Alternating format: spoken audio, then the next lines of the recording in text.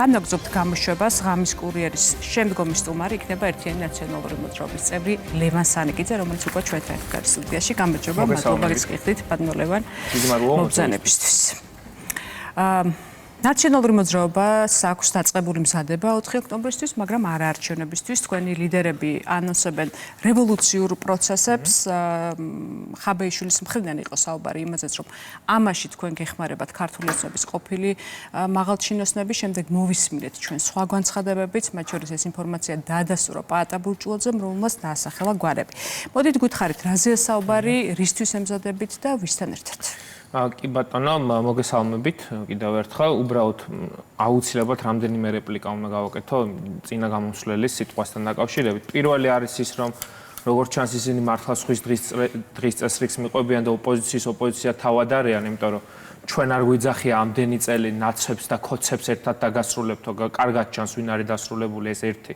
მეორე, როდესაც ლაპარაკობენ ფსევდო ბრძოლაზე, მათი პარტიის წარმომადგენლები სად არიან ეს სამი დღე, მელიქიშვილზე რატო არ არიან? თავად მე როგორც ვიცი, არის ქალთა ორგანიზაციის ხელმძღვანელი და აი ეს არის ქართული ოცნების სახე ეს კაცი. ზაზა მამალაძე. რომელიც დაკავებულია. დიახ, მაგრამ არაფერი არ უშველის. ამის გარდა, აი მაგალითად ეს კაცი ბატონი დავით რაზმაძე. ეს კაცი ხო არის როგორც საკრებულოს თავმჯდომარე, რომელმაც ქართულ სამხედროებს მარადიორები ეძახა. ეს კაცი ხო არის? და ამ კაცთან ბრძოლაში რო ვარ შესული და ეს ხალხი რო აღარ უნდა იყოს ხელისუფლებაში, ამას რა გამოცნობა უნდა? აი ეს კაცი, დავით რაზმაძე. ნახეთ როგორ არის დღეს კახი კალაძის საარჩევნო შტაბის ხელმძღვანელი გამობრძანდა და თქვა, რომ თურმე ეს ზონდერები ყოფილან ჯარისკაცები. და ამ კაცმა თქვა, რომ 2008 წლის სამხედროები ყოფილან თურმე მარადიორები. აი ეს არის ქართული ოცნება. და ეს კაცია ქართული მელიქიშვილის გამზირზე მიმდინარე მოვლენებთან დაკავშირებით მიმდინარეობს გამოძიება, სამი პირი უკვე დაკავებულია და ძალიან ბევრია იქ დასაკავებელი და აქ კიდე ის მოვისმინე. დეტალებს ალბათ აუცილებლად პასუხი უნდა გავცო ორმხრივი ძალადობის დაგმობაზე. ვინ ძალადობს აქეთან მხრიდან? ერთი გითხრას გახარიას პარტია. განცხადება გააკეთოს ამასთან დაკავშირებით. ორმხრივად ვინ ძალადობს? ქალები რომ აწამეს იმ დაკავებისას რაღაც წამების მანქანები რო შექმნეს და მე ჩვენებები რო არსებობს სექსუალური შევიწროებების პოლიციის განყოფილებაში ისინი ორმხრივი ძალადობის ხორბლი არიან ისინი ეხა ოპოზიციის ოპოზიციონერობაზე ნუ რავინ დაგველაპარაკება რაც შეეხება 4 ოქტომბერს გასაგებია რა როგორ არის საქმე მაგალითად თეა წულუკიანის არის ეს ქვეყანა ზაზა მამალაძის დავით რაზმაძის მოდით თქვენ გეგმებზე გადავიდეთ დავიწყოთ ჩემი კითხვით მე დაგისვით თქვენ კითხვა, რომელიც ეხებოდა თქვენ გეგმებს, დაანონსებულ რევოლუციურ სცენარს, სადაც თქვენ საუბრობთ და ასევე განცხადებებს, რომლებიც ეხება ქართული ოცნების ყოფილ მაღალჩინოსნებთან. დავიწყოთ ქართული ოცნების მაღალჩინოსნების და მე გავყვე. მე მაქვს ჩემი სუბიექტური მოსაზრება და მგონია რომ ჩვენი მხარდამჭერების უმრავლესობა ამას იზიარებს. იმ ქოცებს, ან ყოფილ ქოცებს, ან მოქმედ ქოცებს. მე არ დავყოფდი ასე ყოფილს და მოქმედს. ყველას, ვინც ამ სისტემის შემქმნელია, ან მონაწილე იყო, ან ახლა მონაწილეობს. ვისაც უნდა საკუთარი თავის გადარჩენა, ვისაც უნდა რომ ელემენტარული შანსი მაინც ჰქონდეს, რომ საზოგადოებაში რაღაც ფორმით რეინტეგრაციის საფუძველი შეექმნას, ეხლა აქვს იდეალური დრო, რომ ქართული ოცნების ხელისუფლების ჩამოშრალში მიიღოს მონაწილეობა. იდეალური დრო აქვს. თორემ მე ირაკლი ღარიბაშვილს და ჩემ შეფასებებს მასთან მიმართებაში არასდროს არ შევცვლი. არც ნებისმიერ მოქმედ ქოცებს, მაგრამ ყველა ვინც აი ამნაირ ხალხს ახლა მოაშორებინებს ამ ქვეყანას და ამ ჭირს დაგვამთავრებინებს. მე სამართლიანი სასამართლო ნახეთ, რისთვის ემზადებით და ვისთან ერთად? მარტივი საკითხია. 4 ოქტომბერი მე მიმაჩნია ასე და ყველას მე მგონი, რომ 4 ოქტომბერი არის ძალიან დიდი სახალხო პროტესტის დღე. 4 ოქტომბერს ეუთოოდირი იქნება, დასავლეთი იქნება თუ რა? დიდი ეჭვი მაქვს, რომ ეგრეთ წოდებული საარჩევნო უბნების მაგივრად დააკვირდება რუსთაველის გამზირს. იმიტომ რომ რუსთაველის გამზირზე იქნება მთავარი პროცესი. იქ იტყვის ქართველი ხალხი მთავარ სიტყვას. აქედან გამომდინარე ეს არის უკიდურესად სახალხო პროცესი, რომელსაც უერთდება საზოგადოების ყველა ფენის და პროფესიის წარმომადგენელი. სადაც ერთიანი ნაციონალური მოძრაობა, როგორც პოლიტიკური ორგანიზაცია, იღებს მონაწილეობას, როგორც ამ პროცესის პასუხისმგებლობას თუ მონაწილეობას. პასუხისმგებლობაში რას გულისხმობთ? ინდივიდუალურ პასუხისმგებლობას, პოლიტიკურს თუ კოლექტივს? ორგანიზატორები ბრძანდებით თქვენ ნაციონალური მოძრაობა არის ამ ყველაფრის ორგანიზატორი? ორგანიზატორი არის ქართველი ხალხი და ბიძინა ივანიშვილი არის თავად, რომელმაც მიიყვანა ეს ქვეყანა ამ მდგომარეობამდე 26 ოქტომბერს. თქვენი პარტიის წევრების მხრიდან ისმის ხო მოწოდებები რევოლუციასთან დაკავშირებით, ეგრეთ წოდებული მშვიდობიანი დამხობა, ეს ხომ ამ განცხადებებს თქვენი გუნდის წევრები აკეთებენ. ანუ თქვენ ხართ ორგანიზატორები? პასუხისმგებლობას თქვენ იღებთ? ამ ყველაფრის ორგანიზატორი არის მისი უდიდებულესობა ქართველი ხალხი. რაც შეეხება პოლიტიკურ და ინდივიდუალურ პასუხისმგებლობას, მე მგონია რომ ამ ქვეყნის გადარჩენის პროცესში, რომ უსამართლო სახელმწიფოში, სადაც არჩევნები არ არის, სადაც გმირს გიცხადებენ მარადიორად, სადაც მტერს გიცხადებენ მოყვარედ, სადაც მოყვარედს გიცხადებენ მტრად, სადაც ქალს ურტყამენ, სადაც პოლიტპატიმრებია, სადაც ქვეყანაში სულს გხდიან, სადაც მარადიორები დარბიან მელიქიშვილის გამზირზე.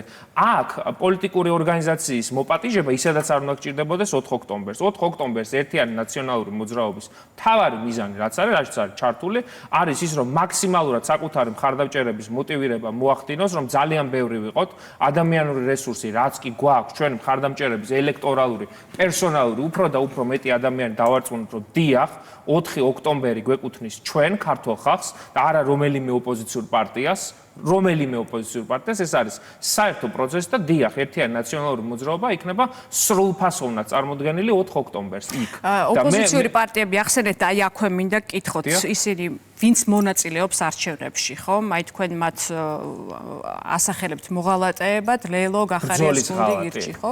ნახეთ რომ ეროვნული ინტერესების ღალატზეც იყო საუბარი თქვენი პოლიტსაბჭოს განცხადებაში. ხო, ისინი ამბობენ რომ ეს არის მათი პოლიტიკური ბრძოლა, აპირებენ თბილისის გამოგლეჯას და ასე შემდეგ.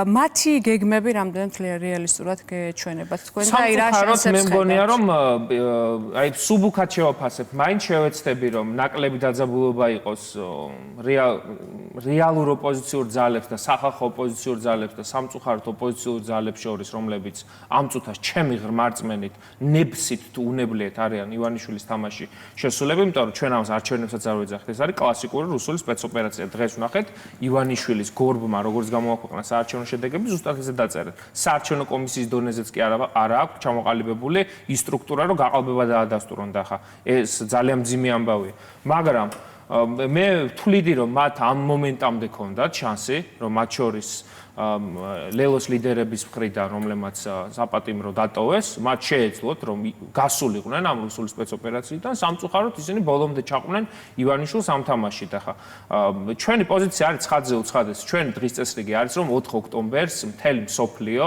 უნდა დააკვირდეს რუსთაველის გამზირს. თქვენ ისე პოლიტსაბჭოს განცხადებას დაუბრუნდებით, წერთ რომ ეს არის ეროვნული ინტერესების ღალატი, ანუ თქვენ ამბობთ რომ ლეილო გახარია და გირჩი არიან მოღალატეები?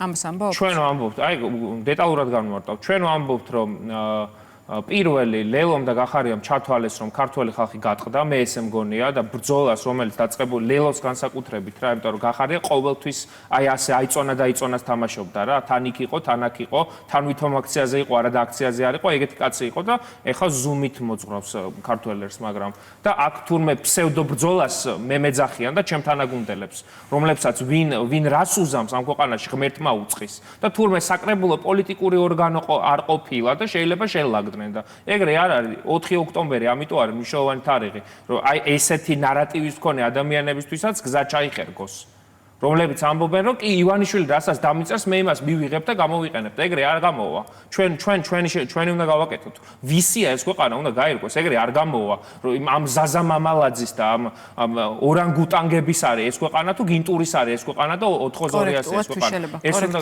არა, კორექტულად იმ ხალხს მოექცნენ იმ ქალებს. არა, ეხა ეთერში ვართ და ამიტომ გეუბნებით, რა სიტყვა გამოვიყენე ხა ორანგუტანგი არის, რა ქვია, ხათაშორის აი თქვენი გამონათქვამების გამოც ხშირად გაკრიტიკებენ თქვენივე კოლეგები, ხო? აი ალეკო ელისაშვილის ციტატას მოვიყვანე ხა, აი მან თქვა რომ სიღმაწვილის სცენი ქვია ამას, ბავშვი რომ გაჯიუტდება, ფეხებს რომ აბაკუნებს და ყურადღებას არავინ აქცევს, წირილს რომ იწყებს და უმატებს, ხომ ხედავენ რომ ამ შეურაცხყოფაზე პასუხს არ ვცემთ. ანუ თქვენ რას უპასუხებთ პირველ რიგში? აი მათგან წამოსულ κρიტიკას ხო აი ხა წინა ჩვენი სტუმარიც საკუთარ წავე განცხადებები გამოირჩეოდა თქვენი მისამართით ხო ანუ თქვენ აღარ თulit მათ ოპოზიციად მე ესე უყურებ ყოველ შემთხვევაში ეს ნაბიჯი საკუთარ თავს თვითონ გამოუტანეს ეს განაჩენი აქციაზე კაცი რო ვერ მოდიხარ ხო უნდა დაფიქრდე რომ რაღაცა სწორად არ აკეთებ იმ აქციაზე იცით რამდენი მათი ყოფილი მხარდამჭერია ნუ ეხლა როგორც თქვენ წინა სტუმარმა თქვა იფიქრებენ იმაზე შეუერთდნენ თუ არა თქვენ მე მელიქიშვილზე და რუსთაველის გამზირზე მე ვინმე ბილეთების გამყიდველად კი არ დამაყენა იქ რატო არ ვერ მოდიან მათი ძალიან ღირსეული ბევრი ახალგაზრდა დადის იმ აქციებზე და პატივს ცემ განსაკუთრებით ლეოს წარმომადგენლებს მაგრამ ეს ლიდერები რატო არ მოდიან თუ ვერ მოდიან თუ რატო უშლის ეს ერთმეორეს ხელს და პროცესიდან თავი მე არ გამემიჯნია ვერ მოდიან თუ არ მოდიან თქვენ როგორ ვიცი ეს მათ კითხეთ თქვენ რას ფიქრობთ მე მგონია რომ ვერ მოდიან მათ კითხეთ რატო იმიტომ რომ მგონია რომ იქ ვინც ვართ შეკრებილები პარტიული აფილაციის მიღმა პოლიტპატიმრების ოჯახის წევრები და ასე შემდეგ რომლებმაც მათ უმორჩილესად თხოვეს რომ ამ რუსულ სპეცოპერაციაში არ მიიღოთ მონაწილეობა და მათ ეს აზრი არ გაითვალისწინეს, ჩემი აზრით ამ ადამიანებთან მისასვლელი პირი ამ წუთას არ აქვთ. აი ეს არის ჩემი მოსაზრება. მაგრამ აქ ამაზე სასაუბროთ არ მოსულვარ. თავარი პრობლემა არის ბიძინა ივანიშვილი და ძალიან ცუდია, რომ ივანიშვილის თამაში რაც არის, რომ 4 ოქტომბერს ვითარების ნორმალიზაციას და ლეგიტიმაციის მიღების მცდელობებს ჰქონდეს ადგილი, ამ თამაში ზოგიერთი შეყვა, ეს არის პრობლემა. და ჩვენი მიზანია, რომ ივანიშვილმა საკუთარი ვერცეთი დღის წესრიგით გათვალისწინებული პუნქტი ვეღარ მოიყვანოს ისროლებში. ბატონო, არჩევნებს მინდა რომ დაუბრუნდე კიდევ ერთი მე მგონია, რომ ძალიან დიდი ხნის განმავლობაში პირველად არის, როდესაც მათ შორის სამთავრობო მედიის დღის წესრიგი არის ნაკარნახები ოპოზიციის და სახალხო პროტესტის მხრიდან. მე ესე მგონია. იმიტომ რომ აქ თქვენთან სტუდიაში რომ დავდიოდი თუნდაც 2 თვის წინ, ყველაფერი იყო ქართული ოცნების დღის წესრიგით ნაკარნახები და თქვენ ვერ ვიკარნახებთ. არა, თქვენზე არ ვამბობ. არა, საინფორმაციო დღის წესრიგი ხო სხვანაირად იქმნება. ეს თუ ჟურნალისტთან მიმართებაში კი არ ვამბობ. მაგრამ საინფო არის თემები, როცა ოპოზიცია რეაგირებს ხელისუფლება რას აკეთებს. მე მგონია რომ ახლა პირიქით არის. ხელისუფლება რეაგირებს ოპოზიცია რას აკეთებს. ნუ ეს თქვენი შეფასება. მოდი დავუბრუნდეთ არჩევნებს. მე მაინტერესებს აი თქვენი მოწოდება რა იქნება თქვენი მხარდამჭერების მიმართ. ისინი არ უნდა მივიდნენ საერთოდ არჩევნებზე, უნდა მივიდნენ და მიცენ ხმა ოპოზიციას, თუ საერთოდ არ გაქვთ ესეთი კონკრეტული მკაფიო გზავნილი მათ მიმართ, რა სიტყვით. ჩემი პირადი პოზიცია რაც არის ძალიან მარტივად ჩამოყალიბებადი, ეს არის ის, რომ ჩვენმა არც ერთმა თანამოქალაქემ, რომლებიც თვლიან, რომ ივანიშვილი არის ავტორიტარი, დიქტატორი და აპირებს ამ ქვეყნის დასამარებას, არ უნდა დაკარგოს დრო მის სპეცოპერაციაში მონაწილეობის მისაღებად, იმიტომ რომ იმ ელექტრონული ხმისმიცემის აპარატში რაც არ უნდა გააფერადონ, ბოლოს მაინც 51 ამოვა. და ახლა არ ვიცი, ამის გამო შეუძლიათ ეს ძვირფასი დრო დახარჯონ ან ოჯახის წევრებთან, ან უკეთესი არის, რომ 4 საათიდან მოემზადებონ რუსთაველის გამზირზე მოსასვლელად. ანუ ვერ მივიღებ კონკრეტული პასუხი თქვენ კითხვაზე. ჩემი პასუხი არის მარტივი. ფარსში მონაწილეობისკენ მე ვერავის ვერ უბიძგებ პირიქით. მოუწოდებ ყველას, რომ ამ ფარსში არ მიიღოს მონაწილეობა. ეს იმ წინა ყველა არჩევნების სტანდარტებსაც კი ვერ პასუხობს, იმიტომ რომ არჩევნები არ არის. ეს არის ის, რაც ივანიშვილს სურს. და არავინ ამაში ხელი შემშლელი არ აყავს. მადლობა. კი ბატონო, გასაგებია თქვენი პოზიცია. მადლობას გიხდით სტუდიაში მობრძანებისთვის. ლევო სანიკიძე ერთიანი ნაციონალური მოძრაობის წევრი პასუხობდა ღამის კურიერის კითხვებს. ჩვენ